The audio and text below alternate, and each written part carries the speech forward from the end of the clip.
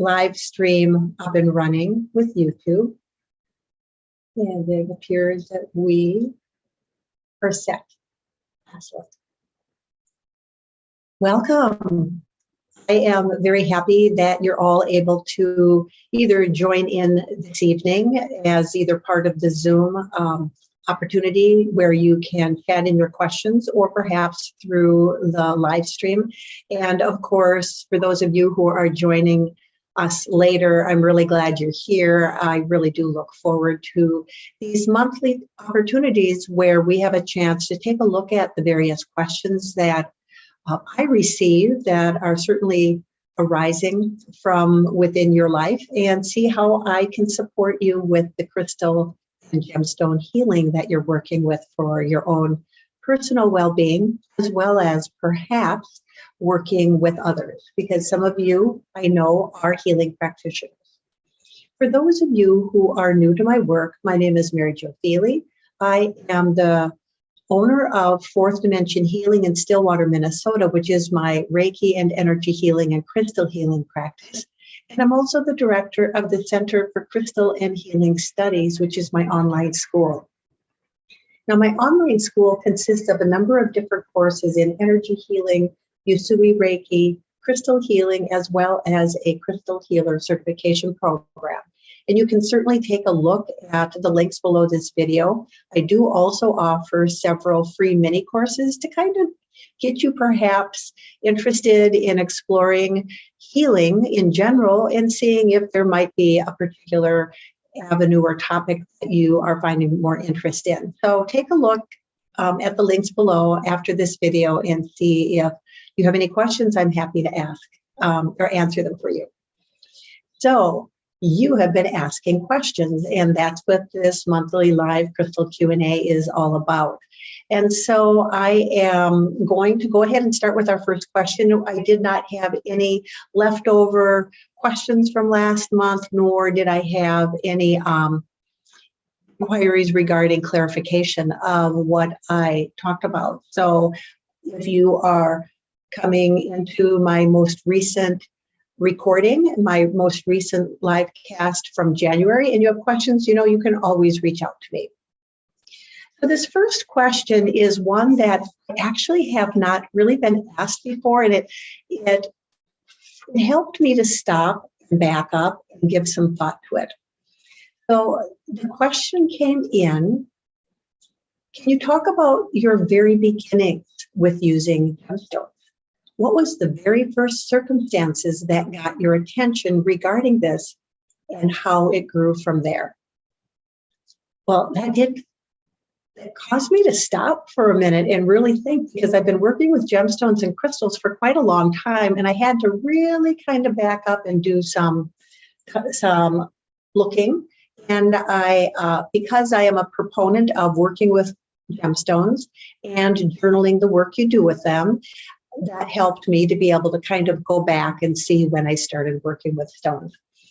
And what I landed on is my first experience was working in an advanced energy healing class. And the instructor was talking about 3 stones that were very important for establishing a strong connection with the earth, because the earth is so important to us. We're made of the earth, right? And if you are familiar with any of my work, I do follow a system of elements of earth, fire, water, wind, and storm. And so this was actually way before I became familiar with this particular system that I work with. And it really brought back the importance of, as an energy healer, my ability to connect with the energetics of the earth and to be able to hold and maintain those frequencies, not only for my own personal well-being, for my own ability to do healing, but also as a healing practitioner. And there were 3 stones that were introduced at this course.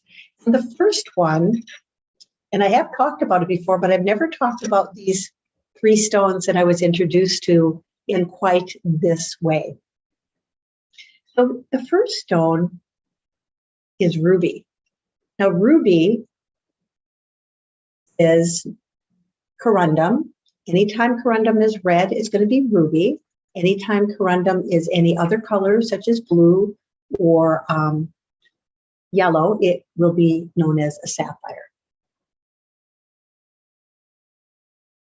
Ruby is a very heavy stone, very much associated with the earth and very much associated with that vital life force that the earth has brewing within the very core and that we can energetically connect in with. And when we're thinking about working with crystals and gemstones for healing, we're working with them specifically to help our energy field and our physical body rebalance. That means the energetics within our energy field, the energy pathways or meridians, the energy centers or the chakras going up and down our spinal column, as well as in every joint, we have all these little chakras. And then also actual biofield, the aura around us. So that's the energetic component that we work with crystal healing. We also work with the actual effect that the properties of the gemstones have at a cellular level, at a molecular level, and at a tissue level. So for example, our bones and teeth have a lot of phosphorus. So it may be that when we're working with a stone that has a lot of phosphorus, we're doing that intentionally. Same with calcium. So if we're working with calcite, which is high in calcium, we may find that particular species of stone, that particular type of stone, very helpful as we're working with the physical reality of a part of our body that is dependent and interconnected with calcium. So ruby was the first stone that I was introduced to. And it was really interesting to me that the instructor talked about the three stones being kind of as a unit. And so the next stone was garnet. Now, my larger, I have a really nice size piece of Almandine Garnet. It is, of course, at my healing practice, and I'm working at my healing studio at a different location. But here is an example of an Almandine Garnet, and garnet comes in various colors, but you can see, I know it's tricky, between the light and my camera, not always focusing. You can see that between both of these stones, we have this deep red color. And that's the vital important piece when it comes to working with this connection with the earth. So working with Almandine Garnet is very helpful for establishing a strong connection with the earth energy and then bringing that up into that first energy center, the root chakra.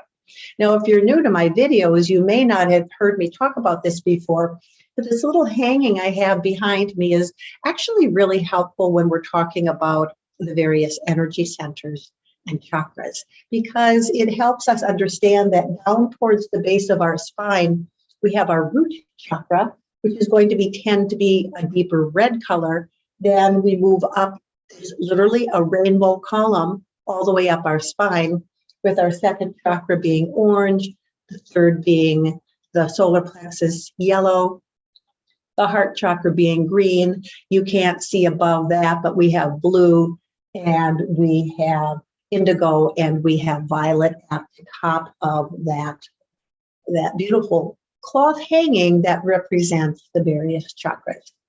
So these are two of the three stones that I was introduced to. The third is a stone that is called red-capped amethyst.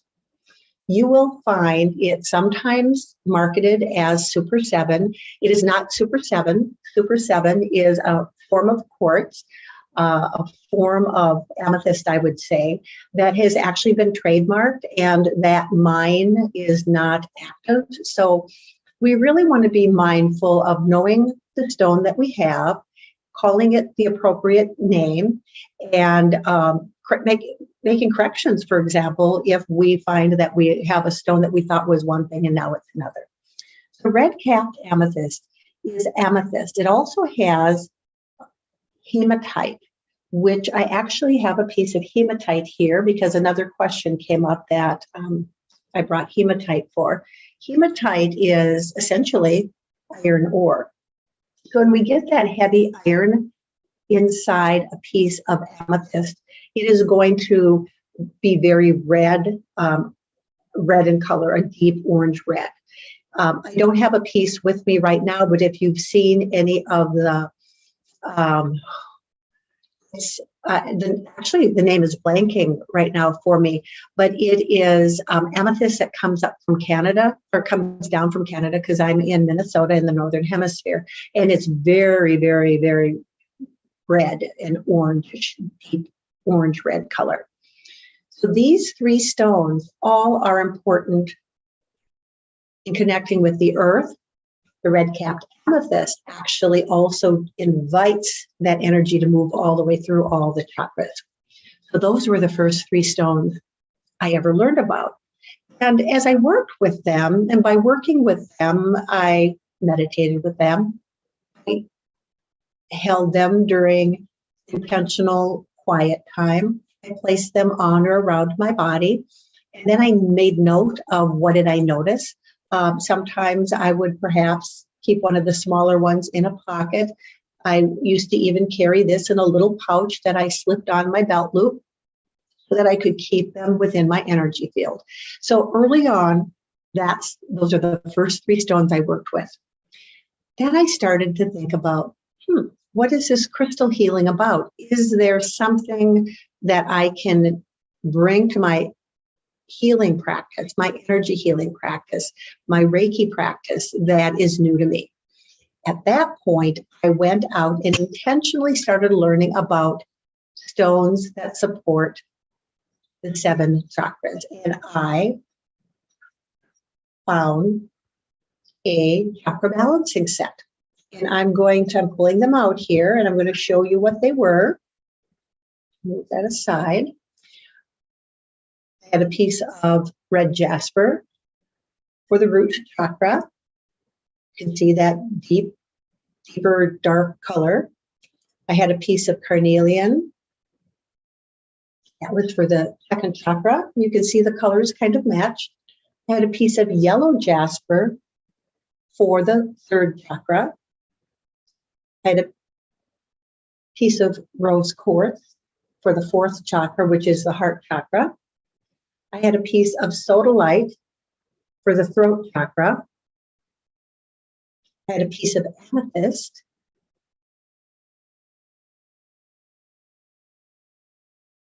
for the brow chakra. And then I had a piece of clear quartz for the very seventh, the crown chakra. And I would lay down and I would place these near or next to or on top of the various chakras. And I would lay there and I would set the intention that they were going to be supporting me. Excuse me, I'm just going to grab my tea.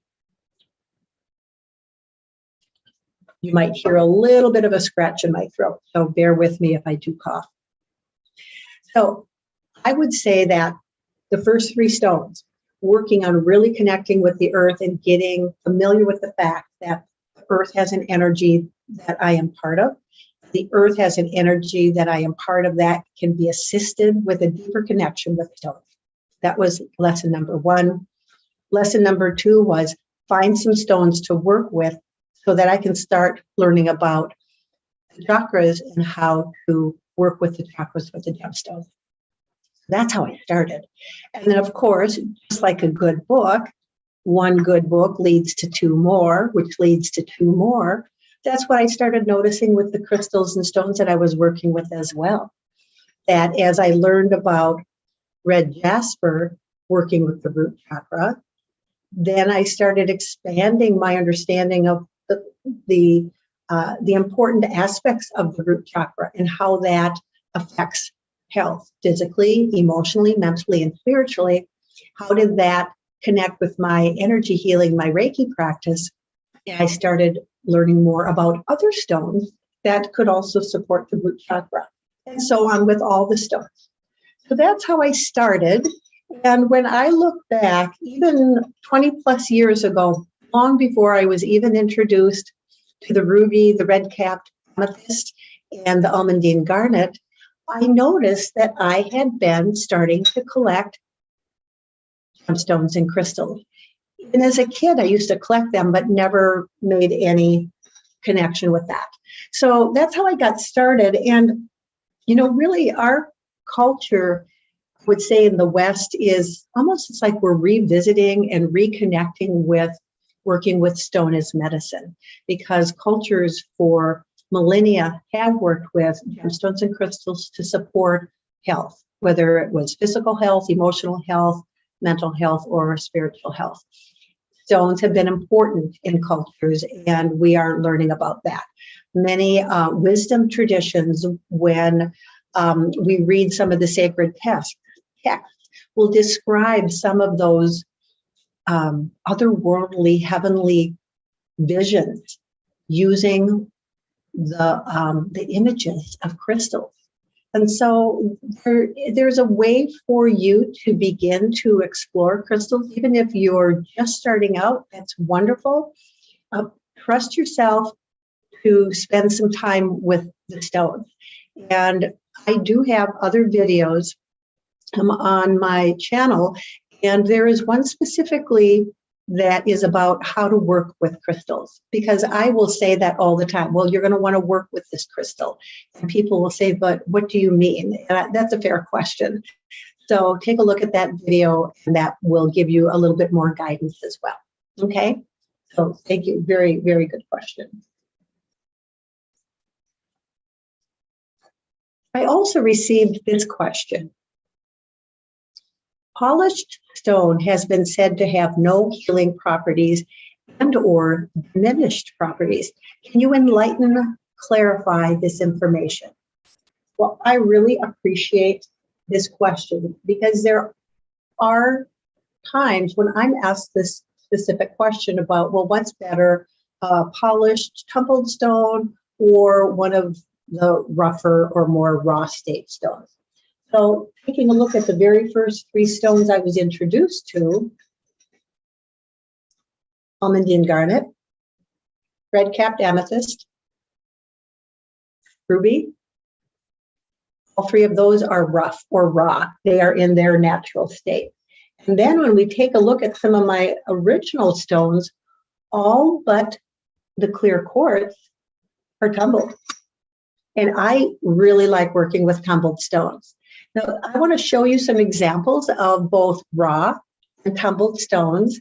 And I will tell you that anything I say, and not with a grain of salt, but anything I say, take it under advisement, take it under your own personal experience, and allow yourself to see what you notice about the stones.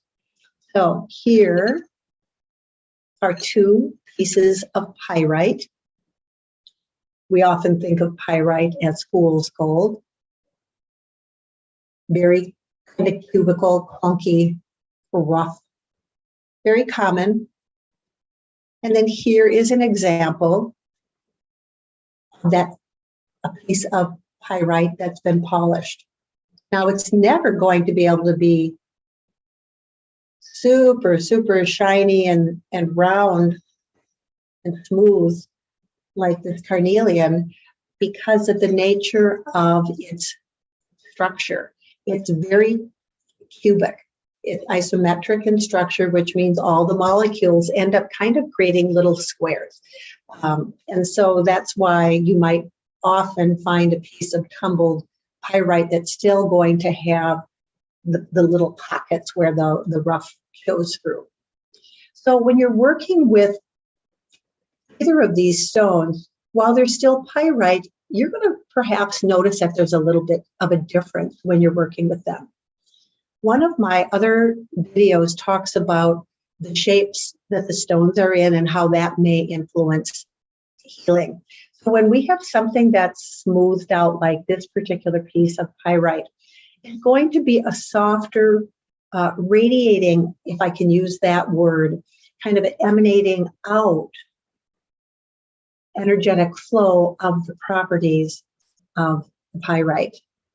Here, they don't have that roundish, it's more of that kind of jagged raw effect. And when I work with these stones, I tend to find that a stone that, for me, again, this is my experience, my notations, and my own self in my work, that when I'm working with a rough stone or a raw stone, it's as if the effect is more abrupt. If I'm working with a tumbled stone, it's as if it's a little bit softer and kind of eases into the process.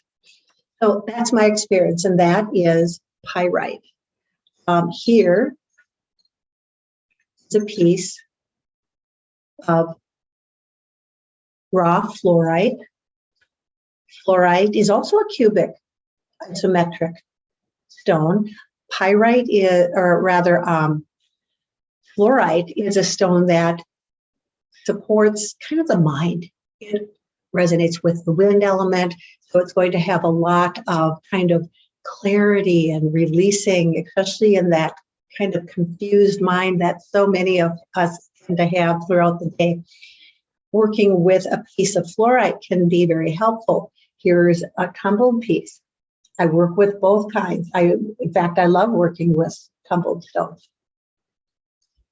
In my experience, again, this rough fluorite is going to have a bit more of a bump. That would be an appropriate word perhaps to use. This is going to be a little bit more of a sustained flowing form of the energy flow, the energetic properties of the stones. So I work with both for different intentions. Here's a piece of black tourmaline. Black tourmaline is a fabulous stone for clearing. This one is rough.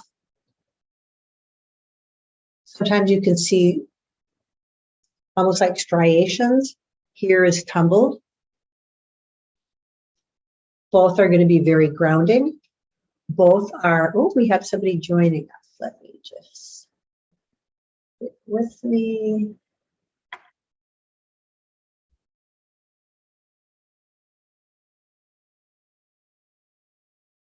We're just going to let that person come right on in. So we've got the black tourmaline that's striated, the black tourmaline that's tumbled. Both are going to be very earth-related, very grounding, very, very helpful for clearing the energy field of a lot of chaos. So I actually don't have it with me, but I have a black tourmaline bracelet that I often will wear, especially if I'm going to be around a lot of chaos. Some of you perhaps know that I have been in the past a school nurse. Well, that's a pretty busy health office when you're working with 600 little elementary kids. So I often would wear my black tourmaline, helping my energy field to be able to kind of clear out some of the chaos that was just part of that life. Now, black tourmaline also can be really helpful if we want to place it perhaps around our home. And so if we want to place it around our home, what we can do is work with a piece that's raw, because it's very easy to place that perhaps right inside a little dish. In fact, it's kind of hard for you to see, but I have a little dish of sand. But if I were to take this dish of sand and set that tourmaline right in it, that would be a fabulous way to be able to have that kind of chaotic clearing energy going straight up. If I were to do that with a tumbled piece, you can hardly see it. It still works, but it's going to emanate it out a little bit more. So some of it comes down to, what is your intention, right? What is your intention with the work you are doing with this stone? Here are a couple examples of rose quartz. You saw previously another rose quartz that I talked about when I was talking to you about the chakra balancing set that I collected. Here's a beautiful tumbled piece of rose quartz that's really just so loving. It's such a wonderful way to open up to self-compassion and self-nurturing. And if we notice that we're kind of beating ourselves up quite a bit, we can work with rose quartz. And when it's polished, in my experience, it very gently rolls those properties out into the energy field. Here is a piece of rough quartz. It's more likely, in my experience, to be a little bit more abrupt. So if you were to come into see me in my healing practice, I have chunks of rose quartz in various places within the space to be able to help kind of jumpstart some of that self-compassion. The final pieces I wanted to show you when it comes to the question related to tumbled or rough stones is here is a piece of clear quartz. Look at this piece. It's really not very clear, is it? It's not water clear. That's okay. Still silicone dioxide. It's still clear quartz, and it's still very effective. Here is an example of a tumbled piece. You can almost see right through it. So again, my suggestion would be, if you want that really slow and gentle and steady release of the high stormy properties of clear quartz, use a tumbled piece. If you're looking for a bit of a jump start, or you notice this has got a point. Quartz grows in a hexagonal direction. All of those molecules are stacked in such a way so that they're going to grow in a hexagonal structure. Then we can work with that particular point to be able to either direct energy outward or direct energy inward. There is a point on this one also, but we cannot assume that it's that. Maybe, but perhaps it's over here. So when I'm working with tumbled stones, I actually work with the pendulum to help me identify, particularly when it comes to the quartz and the hexagonal structure. I work with a pendulum to help me find where is that termination point. If I have a completely spherical piece of quartz, I need that pendulum or another way to discern that information without looking at it at a microscopic level. Okay, so that's great.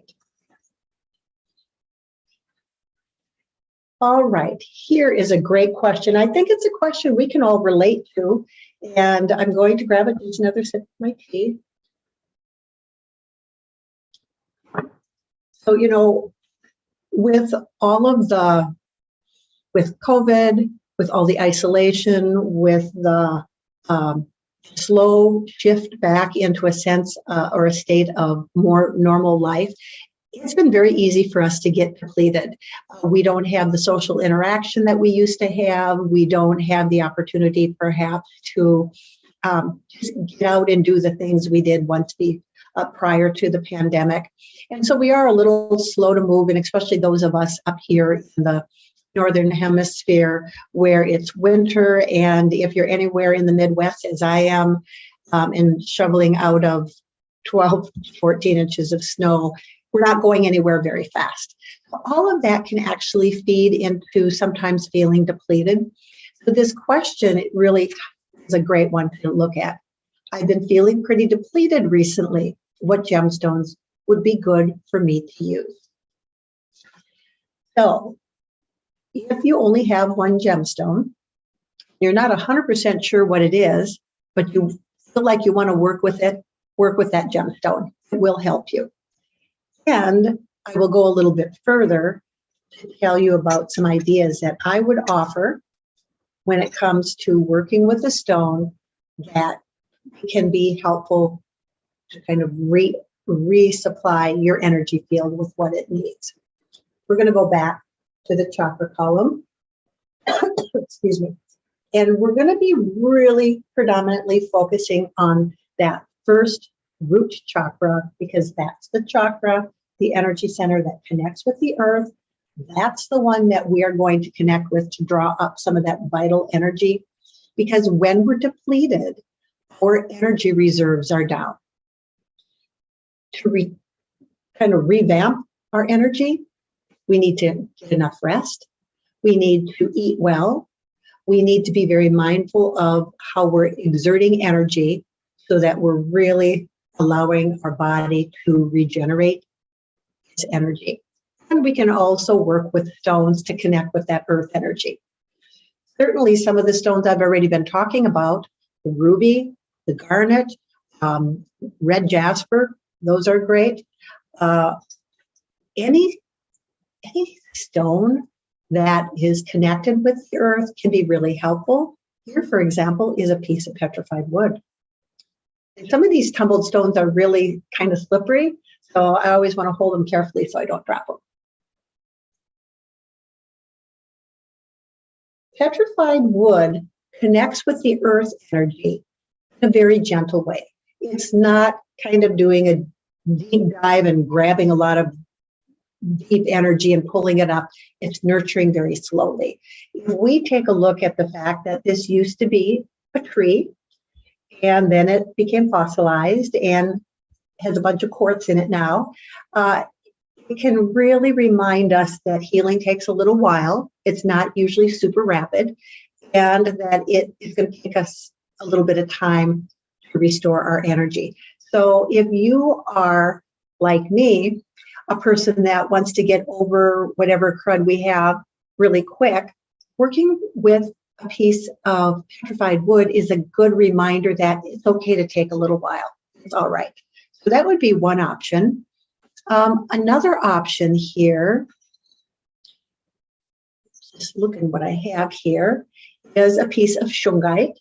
Shungite is a stone that is very high in carbon and very, very effective at connecting with the electromagnetic field of the earth, helping to clear our own electromagnetic field and get us reconnected with that balance between the earth and our own root chakra.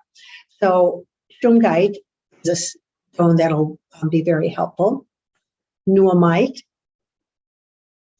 Nuamite comes from Greenland. And it is a stone that actually resonates with storm. So it's a black stone, and many stones that are related to the earth element and are really helpful for the root chakra are often going to be black, they're going to be brown, they're going to be red. In this case, the black quality of the nuamite really helps us connect with the earth. And it also has a very high frequency that brings in like a stormy elemental property that's really about transformation. That's why I think it can be really helpful when we're feeling depleted, because we are looking for transformation.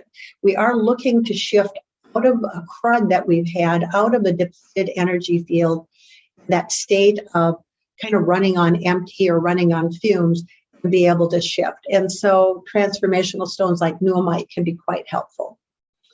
Hematite, and I showed you that a little bit ago, iron ore, beautiful stone to connect with that deep, deep earth connection. And then this is a piece of pyrite. Now the other pyrite I showed you was from Peru, and this particular piece is from India. It's still pyrite, it's just that it has a little bit different sheen, luster. I'll hold them both together. You can see. This is the Peruvian pyrite that I work with quite a bit, and then sometimes I work with the Indian pyrite. So that's an example of how you can work with stones to support that depleted sense. There's another way you can work with some stones too, and this actually has to do with taking a look at the traditional Chinese medicine organ body clock system, which designates 2-hour segments that move starting at 3 a.m. to 5 a.m., and then the next is 5 to 7, and the next 7 to 9. And it moves all the way around for 24 hours. And really it focuses on functions of various body organ systems at various times throughout the day. So these stones I'm going to show you are really important for the kidneys. I'm going to show you them to you. I'm going to talk with you about them, and then I'm going to talk with you about how they can be effective. So here, this is actually a layout that I brought from my office so you could see it. It's going to be 2 pieces of hematite and is a piece of tiger's eye. Now, tiger's eye is actually a type of quartz. It has sun and earth energy. Kind of hard to see, I know. Kind of a gold color. And when we, in our Western understanding of kidneys, think of the kidneys are the organs that filter the blood and filter out whatever is no longer needed, and then that in turn becomes the urine that goes to the bladder and then is released. In traditional Chinese medicine, the concept of qi exists within the kidneys. And the qi, there are 2 types of qi. One type of qi is considered or known as ancestral qi. We cannot replace it. We're given a certain amount, and as we live out our lives, it simply begins to deplete. The other part of the qi is able to be replenished through particular foods, through particular activities, through particular ways of living. And it's that qi, that particular kidney qi, that we are working with as we are laying the 2 hematites, the tiger's eye, on our body. We're laying them right beneath our rib cage with the 2 hematites on either side, and then the tiger's eye right in the center. And it's going to be slightly below the rib cage, above the belly button area, just resting there. So if you're curious to learn more about that, you can certainly go out to my shop and take a look, as I do have a number of sets that have been created that have to do and pertain to the various organ body clock systems. There are a number of different stones that can be used. And then I've identified some stones that I think are affordable, reasonable, and easily accessible, because sometimes the stones that are recommended are just a little bit harder to find. So I hope that gives you an idea of how to work with that depleted kind of out of energy situation. Thank you. All right, so here's a question. How do you use quartz to grid a room? So one of the first things I want you to do is, if you haven't had a chance to take a look at my YouTube video about crystal grids and how to create a crystal grid, you can see that. And through my online school, I also have a free mini course about crystal grids. So if you're really curious about working with grids, that's a great way to start. There are always other ways that you can explore it further, including I have a crystal grid course in my school. So when we're thinking about gridding a room, I'm actually going to pull this little bowl of sand back here. And what I would say we can do with a room is have as many bowls of sand. I would say sand is probably pretty good to use. I wouldn't probably use rice because it is organic, and you might have a spider or a box elder bug or somebody come in and want to start eating your food, or just kind of staying in that space. So that's why I like working with sand. It doesn't have to be any kind of specific sand. So I have sand here. What my recommendation would be is to think about how big is your room. Are you talking about a bedroom? Are you talking about a really large living space? Because that may influence which size of stone you want to work with. And this question is specifically, how do you use quartz to grid a room? So I thought I'd give you an example. So here, for example, is a piece of clear quartz. Some of it's kind of milky, some of it you can almost see through. It's all clear quartz. It is single terminated, which means it's got a point at this end. This end does not. The easiest way for me to describe it is that this particular single terminated quartz grew this way. It would have been attached to another piece of rock known as a matrix, embedded in another rock this way. So this is a single terminated quartz, and it's a great type of quartz to work with when you're gridding a room. You're going to put that right in the center. I'm going to hold my fingers here so it doesn't tip over. So right in the center of the bowl, and you're going to repeat that, I would say 4, ideally 6 times. And the reason I'm saying 6 is it really can be very effective when you take a look at the internal structure of the quartz. I mentioned that as hexagonal earlier, so we know it's got this kind of six-sided, six geometry within it. So if we work with the hexagonal inward structure and we work with 6 quartz, it can be really super effective. So we do one of these. Here would be an example of the next one that you would have in another bowl, and you would repeat that 6 times, and then place it so that you've got perhaps one in each corner of the room and then one across from each other, so that, again, you've got this ability to have these 6 pieces of quartz in somewhat of a structure, okay? So now, I'd also like to offer that here is another piece, smaller. So if I'm going to work with gridding with quartz, it's best, actually with any stone, I would say it is best to have stones that are approximately the same mass. So this would not be as ideal as if you had 2 about this size. So let's say we're going to do this. We're going to put this little guy right in there. I'm going to put my fingers on it so I can tip and show you.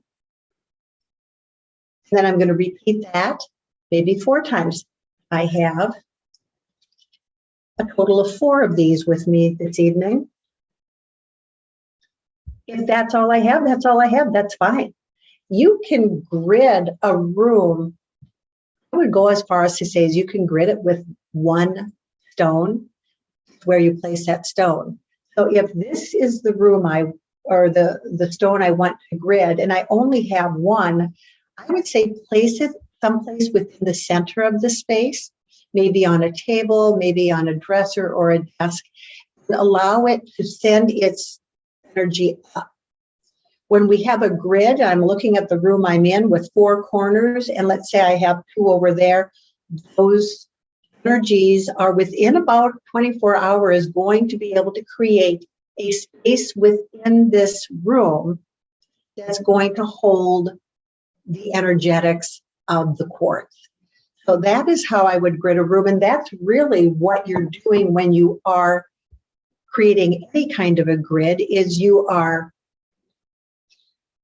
taking 2 stones, and it really is very effective if you have quartz with the terminations pointing up, and then allowing the energies of these 2 stones to, and we can't see it, right? It's energetic, to connect with each other as these points radiate the properties out.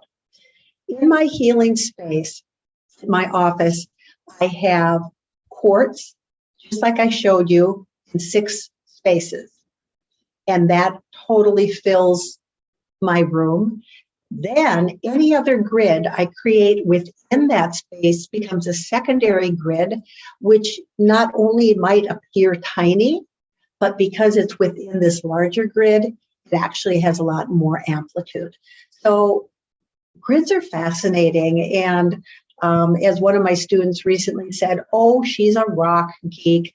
But that's okay. You know what? It's all right for us to pull out our elementary level geometry, start refamiliarizing ourselves with some of these various geometric structures, and then applying those to the stone. Okay? So that, I would say, would be a way to easily create a crystal grid for your room, and then you can add on that as you want. I actually had another question related to a grid that I think I'm just going to answer to, since we're kind of on that, that topic. And the question is, can you please talk a bit more about how to choose the right crystal to use with a crystal grid? And that's always the million-dollar question, because we wonder, well, what's the right crystal? And there is not a right crystal. There may be a crystal that might be more appropriate. And for you, I would say, think about why you're creating the grid, and think about what qualities and properties of the stones are you looking for to support that. So I have a square grid here, and I have templates for these in my online shop that you can download if you're curious and want to be able to start working with those. And then I'm going to take a look at some different stones. Well, I happen to have a pyramid of shungite. And shungite, as I mentioned before, high carbon, very, very effective in clearing the electromagnetic field, brings great stability. So I have a square grid, and I have a very square, geometric shaped piece of shungite. That's a beautiful match. Even though the molecular structure of shungite is not at all cubic, it's okay, because I like working with a square base, working with a square grid, feel there's some solidity to it. So that can be a wonderful way to start a grid. And then it's like, what stones am I going to use next? Well, different options come to mind. Are you looking with this kind of stabilizing grid to get grounded? Maybe you're super depleted, right? You could use hematite. And these are 4 hematite. That stone's been coming up quite a bit tonight. Put them on 1 in each corner. That's a beautiful grid. You might say, it's not that I'm depleted. I wish I could get more motivated. I wish I could just bring some kind of compassion into my work.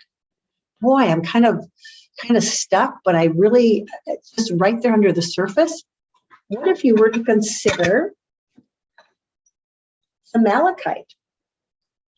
Malachite, high copper, fire, very fiery stone. If we were to place malachite in each of these corners,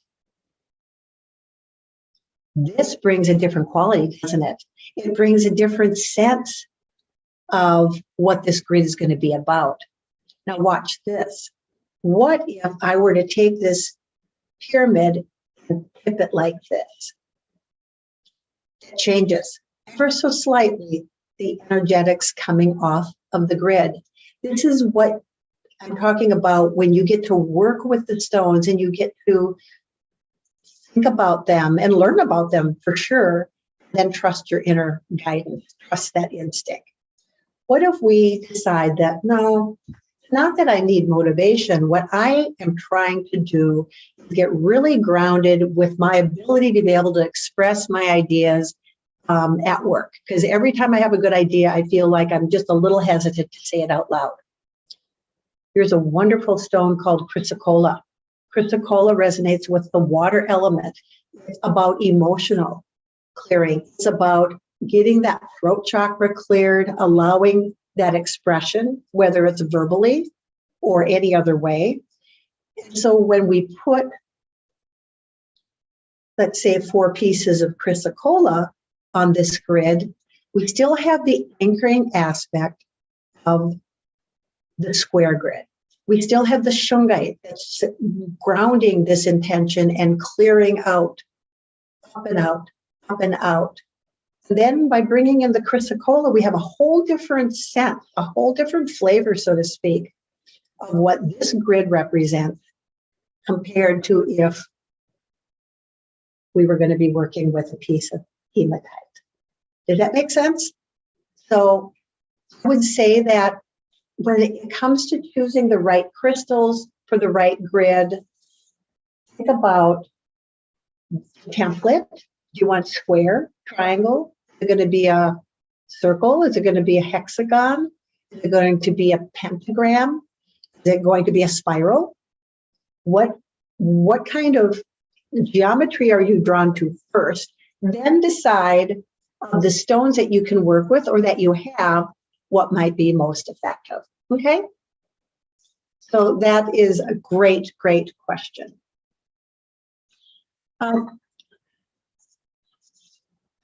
Another question here. I've been feeling stuck for a while. Is there a crystal that can help me? So it's so interesting, these questions, the way they come up, they kind of feed one into the other. So yes, we have been dealing with some stuckness lately. And here's a person that's writing in saying, they're really stuck. Help, help. What can I do? So there are stones that I believe can be really helpful and kind of shifting out of that stuckness. And of course, I don't know exactly what's stuck with this person, but whenever we're kind of stuck, one of the things we need is a bit of a kind of a gentle nudge, kind of a oomph to get us moving. And that typically, in my experience, is going to come from earth. Earth elemental energies are going to help shift and clear imbalances in any of the other elements. So if we're too weepy and too watery and too emotional, that water gets corrected with earth, gets balanced with earth. If we're hot, if we're mad, if we're functioning, the earth will bring balance back. If we're super spacey, it's like we keep forgetting things, excuse me, keep forgetting things. We just feel real confused or kind of cluttered. Earth getting grounded is going to help us rebalance that kind of wind, okay? When I'm thinking about stuckness, one of the things that I think can be really helpful is working with a stone that resonates with both earth and fire. Because when we're stuck, we need a oomph. The earth can do that. We also need the fire, which will really help things get moving. So I wanted to show you, I brought some examples of stones that could be really helpful. Here is a piece of septarian. And septarian is a concretion stone. It consists of orange calcite, chalcedony, and aragonite. And it represents or is kind of resonates with both the earth and the fire. So that can be a really helpful stone. There are lots of layers involved with a concretion stone, which basically is just formed from prehistoric mud beds and, lake beds and all kinds of minerals all kind of mixed together, and then they harden. So it reminds me that we're also lots of layers. And so if you're stuck, it can help shift and release some of those layers that are holding you back. Another example would be tiger's eye. Here's golden tiger's eye. You can see some of the shimmers. And golden tiger's eye resonates with both earth and fire. So we've got that earth energy brewing and kind of nudging us upward. And we've got that fiery sun energy kind of coming down and meeting at our energy field. And so it can be quite kind of whoop. The third one here is what's known as tiger iron. And I want to hold it so I don't drop it. So tiger iron is actually the golden tiger's eye, as well as red jasper. And here's your tiger's eye again. We have tiger's eye, and then we have the red jasper. The hematite might even be in there. Boy, hematite's coming up a lot tonight. And so that tiger iron is even a little bit more of a bump of earth energy. So that would be my recommendation when you think about working with a stone, working with a crystal to be able to help you get unstuck. Now, more than just picking up a piece of tiger iron, putting it in my pocket and hoping for the best. It's about sitting with this stone, meditating with this stone, perhaps journaling after I've talked with the stone and sat with it, so I can learn to perceive the very subtle nuances. Actually, just earlier today, I looked back at some of my crystal journaling that I did many years ago as I was studying crystal healing. And it's just always so profound how when we sit with the stone and sit with ourselves, we do actually get guidance that can be very, very helpful. So that would be my recommendation for that particular question would be look at a stone that's earth and fire. Now, you can always go out to my online shop and filter through the elements, and you may want to filter earth and fire, see what pops up, see if that might be something you actually even have at home already. That would give you an example of that. Of course, you can always send me a chat or an email also, and I would be happy to help you sort out some of what questions you may have arising for that, okay? There is a final stone that actually I was fortunate just recently to return from the Tucson Gem Show, which is a once-a-year big event.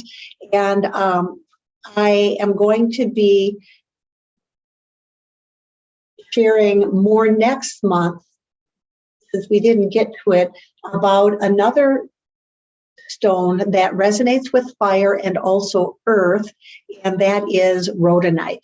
And so I was actually able to find some nice pieces of rhodonite that I will be putting out on my online shop, and I will make an intentional effort to talk about it next month so that you can learn more about that stone as well. But it's not quite ready to be, it's not on my shop page yet, but it will be within the next few days. So take a look at that. So I hope you found this helpful. This evening, we started with the questions of how I even got involved with crystal healing in the first place and what were some of the first rocks that I was working with. We talked about the differences between the tumbled or polished and the raw or the rough stones and their effectiveness. We talked about how to work with stones if we're feeling depleted. Oh, I do see it. Let's see. Bear with me. I'm working with an old pair of us. Do the stones need to be used at the time they relate to the clock in the Chinese medicine? No. Great question. No, they don't. Because I want to be sleeping at 1 and 2 and 3 in the morning. I don't want to be working with liver or lung time, but you can work with them anytime. Brilliant question. Should the grid be placed in the main room in a home or in a room away from the main room? You grid whatever place you want. Some people will grid entryways. I personally find that my entryway is set up that I can't grid it easily without people hurting themselves on the grid or stepping on it. So I don't do that. You could have a small drawing, picture or a diagram of a room that you find not particularly accessible for a grid, and you could grid that drawing. That would work too. How do I know where to place it? I would say, if this is your grid, hold it in your hands, take some deep breaths, be quiet, and start walking around and trust that you will know where to put the grid. just like any stone, you may think that, oh, this just has to sit by me today, or oh, this has to be over by the kitchen. And you'll get more of a sense of that as you trust that inner guidance that's coming through. Okay. So we have covered a lot. Please let me know if you have any questions that I can clarify either between now and next month, or else I will certainly be looking forward to seeing you next month. And that will be on Wednesday, March 22nd from 6 to 7 p.m. Central Time, and that's in the Northern Hemisphere in Minnesota. I'm hoping that we'll be done with the snow by that point. So anyway, thank you for joining me. Thank you for the questions. I really have enjoyed this, and I very much look forward to continuing to help you learn how to work with crystals and gemstones for healing. For now, I simply wish you many blessings. Be well.